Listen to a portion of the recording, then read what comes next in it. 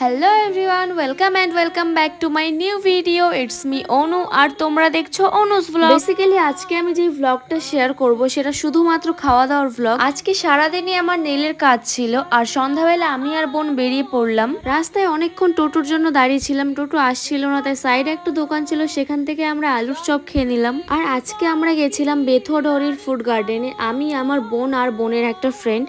যাই হোক, গিয়ে আমরা খাবার অর্ডার দিয়ে অনেকক্ষণ বসেছিলাম। জানি না কেন হুট করে মনে হলো যে ননভেজ খাওয়াটাও বাদ দিয়ে এখন ভেজ খাওয়া শুরু করা যাক। বাড়ি থেকে ভেবে গেছিলাম আজকে ওখানে গিয়ে ভেজ খাবার খাবো, সেই মতো আজকে আমি অর্ডার করেছিলাম পনির বাটার মশালা আর একটা ভেজ রাইস আর একটা বাটার নান। আমার বোনের যে ফ্রেন্ডটা এসেছিল সে ফার্স্টে বলেছিল কিছুই খাবে না, এই জন্য একটা রেড বুল অর্ডার করা হয়েছিল।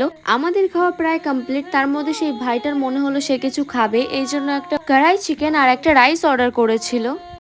গাইস, আমি এই যে ভেজ খাচ্ছি পনির দিয়ে, পনিরে পোষায়নি, এর জন্য আবার চিকেন অর্ডার করেছে, আমার সামনে চিকেন খাচ্ছে। ছি ভাই, ভগবান দেখছে।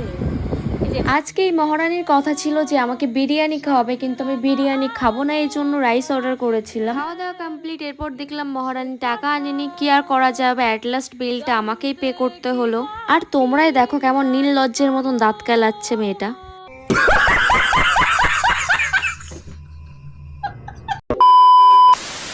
এরপর বিল পেমেন্ট করে আমি বেরিয়ে পড়লাম। আর আজকে সন্ধ্যাবেলা আমরা চা খাইনি, এই জন্য চা খাওয়ার জন্য একটু টোল ট্যাক্সে গেছিলাম। আর সেখানে গিয়ে শুধু চাই খেয়েছিলাম, কারণ একটু জায়গা ছিল না পেটে, প্রচুর খাবার খেয়েছি। যাই হোক গাইস, আজকের ভিডিওটা এইটুকুই। যদি ভিডিওটা ভালো লেগে থাকে তাহলে অবশ্যই একটা লাইক করে দিও, আর একটা কমেন্ট করে জানিও ভিডিওটা কেমন হয়েছে।